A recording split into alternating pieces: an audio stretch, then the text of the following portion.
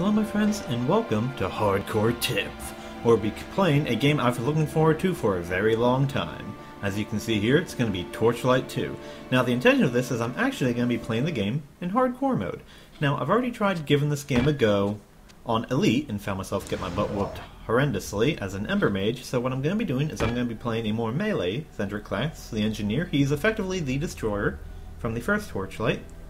And since typically in these games where I can make a choice between a male and female, I always choose female because I'm a creeper. Let's go through the options real quick. That looks good. We got a monocle! Okay, so I am definitely going to be using the monocle because, let's face it, monocles are awesome. You always want to have a monocle if given the choice. I'll use a standard hair color, brown is what I use, and hey, my name actually fits. That's a first. Normally it's too long. Now when it comes to the pets, you actually have a lot of choices compared to the previous one.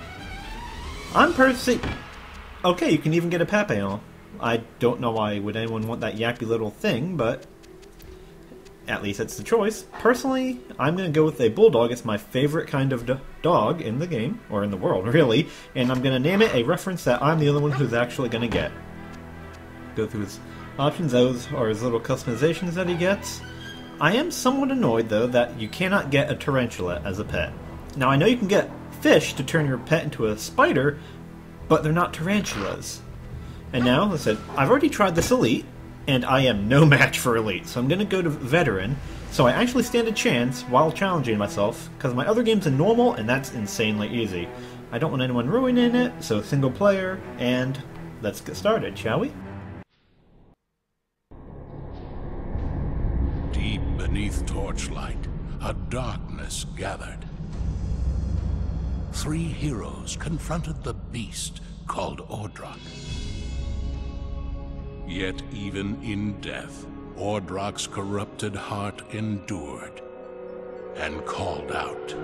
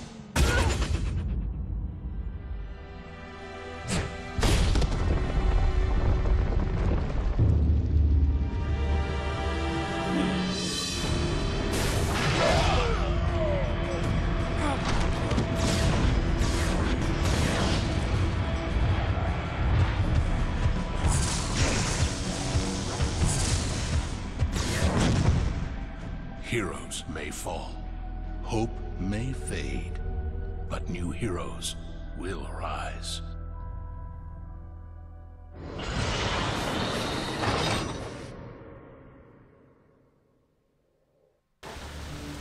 Alright, looks like the game started. I really love that animation style and the color. Honestly, I'm not entirely certain what that's called, but it looks incredible. Let's check these settings real quick. Alright. Every class now has a charge bar which has different effects, and I'm not going to go through all the quest dialogue because in these types of games, if I'm not hitting things in the face, I'm doing it wrong. So let me get started here real quick. Now, as you saw there, everyone has a charge bar which includes different abilities for every class. As an engineer, it buffs all my special abilities as I get charged, which I gain by hitting people in the face like that. And meanwhile, Mythigo is going to be doing his doggy thing. Now, as I said, I've already played through this a little bit as an Ember Mage on normal. Found it actually fairly easy. Which is why I'm going on Veteran, to give myself a little bit of a challenge. Hope it won't end horrendously, which, since it's hardcore mode, I'm pretty certain it will. And one thing I will say, not only is the animation very fluid, very pretty, the effects are really nice, and I am unfortunately expecting frame drops in the future, especially when things start to get really, really hectic. Oh, hey guy, give me your quest reward. And that's one thing, is pets now have equipment. They get 2 tags and a collar, which enhance their various abilities. As you saw there, I gave them that little thing, and alright, when you have nothing equipped already, anything you pick up will automatically get equipped on your person. So, unfortunately, I've turned off most of the lower level loot because of my other character. I don't need tips, I already know what I'm doing. Okay, I have no idea what I'm doing when it comes to the stats. I'm just going to be, at the moment, putting things what looks good to me. But I'm going to be focusing on a two-handed build because I want to hit things with giant swords, hammers, and the like. So that is going to be predictable. Everything else, not so much. So I actually turned off the item displays, so I'm not going to see most of the stuff that drops on the ground. I probably should turn that on at some point, because until I actually have gear, until I'm actually geared out, I'll have absolutely no idea what this is. The low-level stuff actually, when it appears on the ground, I have to be rather observant.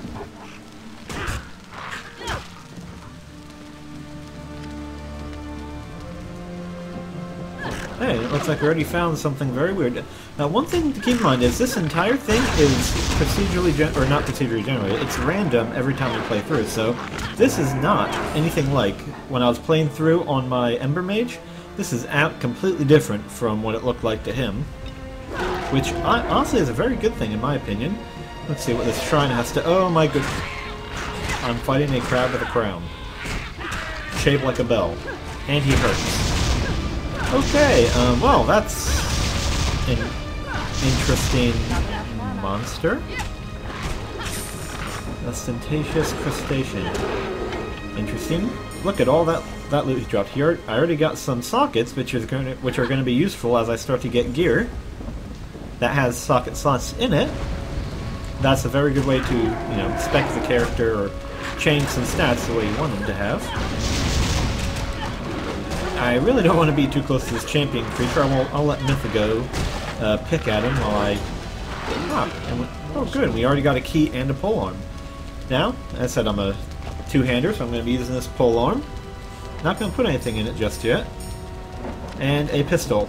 Pistols are good for your second weapon set, because you always want a ranged weapon at your disposal. A melee and a ranged weapon. Oh, and I leveled up as well. Let me put these points in real quick. Sounds good. Heavy lifting. That looks like a good one for a two-handed person.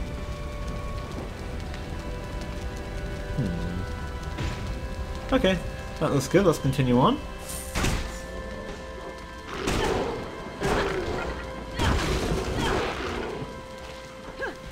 And as saw that golden key, randomly around, not only do random enemies drop these, usually champions, but around the world you'll find these locked golden chests. They can only be opened by this golden key that, as I said, you can find randomly throughout the world.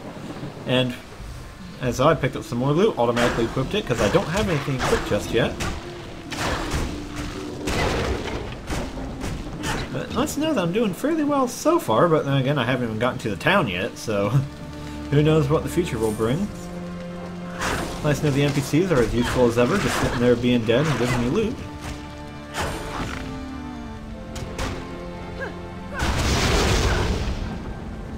Now, that's it. This basically gets down everything from the original Torchlight down to a T. It's very similar, but they've improved upon everything from the graphics, the animations, to the loot, to everything in general. Here we are in the Enclave. So let's turn in the little quest we got here real quick. I thank you for your warning, but it has arrived too late. Eventually I'm going to start using cannons for my ranged weapons, so that looks good. Yeah, I'll go with the cannon. And since Commander Vale believes that the alchemist might attack the west... You have received a quest. Alright, let's see, yeah, I'm not going to use that just yet, so let me just organize this real quick. I don't need anything else, so what I can do is shift-click to send these right into Mythica's inventory. And we have a fishing hole. If you remember the first one, well, fishing's back, and it's pretty much the exact same. You fish, you get things that enhance your pets, and when you find fish in the wilderness, you actually have the ability to get items, such as pet items and even better fish. And yes, I know this webfish will turn my pet into a spider, like I said earlier, but what I was talking about is, it turns into spiders that you can think or visualize using webs. I want a pet, or that is a tarantula, because anyone with a basic idea of entomology knows that tarantulas don't use webs, anything beyond burrows. And one thing, as you put things in your pet's inventory, you just select that sell all button and wipe it all out. Makes getting rid of things very easily. And as you saw that little icon over his head, green means just optional quests. We're going to want that. And that will be it for the very start, so thank you guys very much for watching. If you guys want, I'll continue on from here and see how far I get. So thank you for watching, shalom, and until next time.